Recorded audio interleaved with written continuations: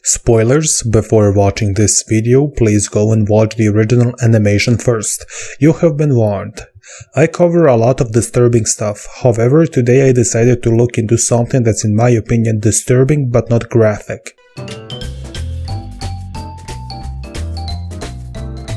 The Alphabet Lore is an animated web series created by writer and animator Mike Salcedo. Mike posted short clips of the series until 19th of August 2022 when he released the full animation. The basic plot is that the alphabet letters decided to submit to letter O and letter L's plans to break the friendship between letter F and letter N. The animation is camouflaged in my opinion to be a children's cartoon. After going deeper into the story, you realize that the animation is more directed towards older viewers. Sure, the animation isn't graphic or gory, but its message is depressing to say the least. Our main characters are obviously letter F and letter N. Both of these letters love each other, they are each other's brothers from another mother. Until the epilogue episode, neither letter F or letter N seem to have courage in themselves, which is the exact reason why letter L and letter O targeted them. They were an easy target. When letter L and letter O ashamed letter F, they knew that they will succeed, because all the other letters saw letter F as a freak after that word was spelled out. They knew that the only letter that was there to protect letter F was letter N, which was a coward in the situation and couldn't do nothing. Letter F was left all alone. His best friend didn't protect him, and all the other letters hated him. So letter F gave up on everything and became the monster that we know of today, that went and done his horrific crimes towards the other letters.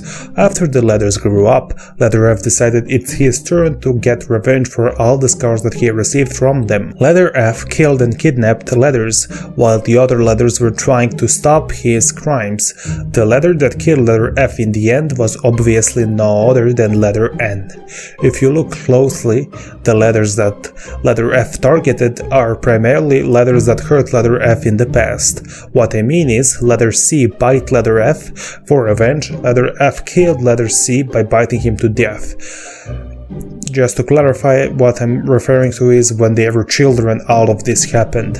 Letter J broke letter F's teeth by shooting into them with his superpowers. For revenge, letter F used letter I's superpowers and shot letter J to death. Letter I jumped on letter F's head. For revenge, the letter F done the same thing as a reference to the classic Pixar's logo. Letter M attacked letter F from the behind. As a revenge, letter F stole letter M's superpowers. Letter T hit letter F from the behind too. As a revenge, letter F hit letter T into the ground. Letter X hit the letter F into his face. For their revenge, letter F bite letter X to death. Letter D and letter E hit letter F as well. As a revenge, letter F attacked them back and kidnapped them, just like letter I. The only two letters that letter F killed that did nothing to him are the letter H and letter P. Maybe he didn't even have a reason. When you go into a killing spree, at this point you don't really care who do you kill, you just want to hurt as much letters as you can. That becomes your ultimate goal in the end. I didn't even notice this until another YouTuber known as Drawing with Arfan didn't post his video why does letter F kill the letters, so just wanted to say thank you for bringing this to the table.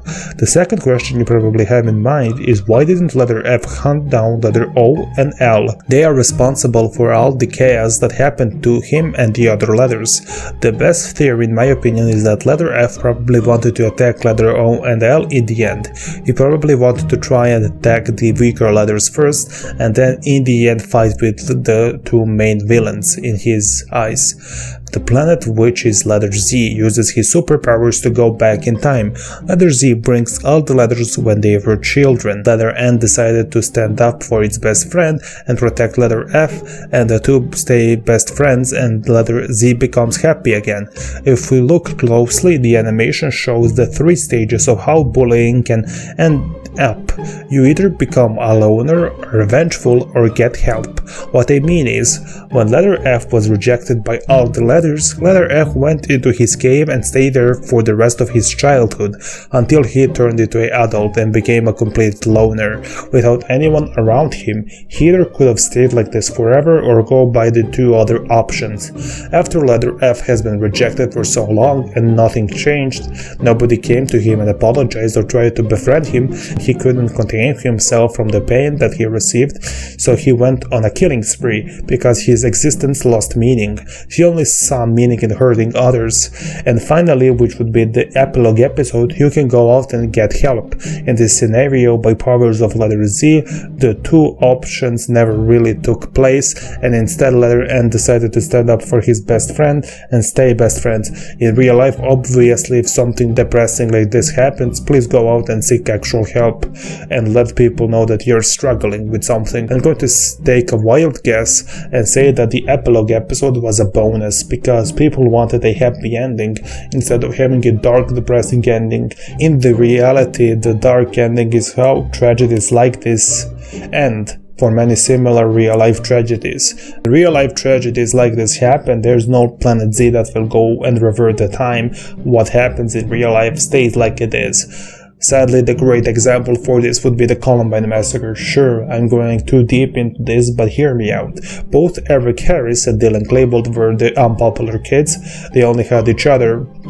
Just like letter F had letter N, the pair clearly has been rejected by the society, were mocked, bullied to the point of just wanting to turn the tables around and get their revenge. For clarification, neither letter F or the Columbine killers deserve to be glorified and seen as the good guys or heroes. They are victims of rejection and tragically turned into villains. I'm not justifying their actions at all, I'm just comparing the two because they fit each other kind of.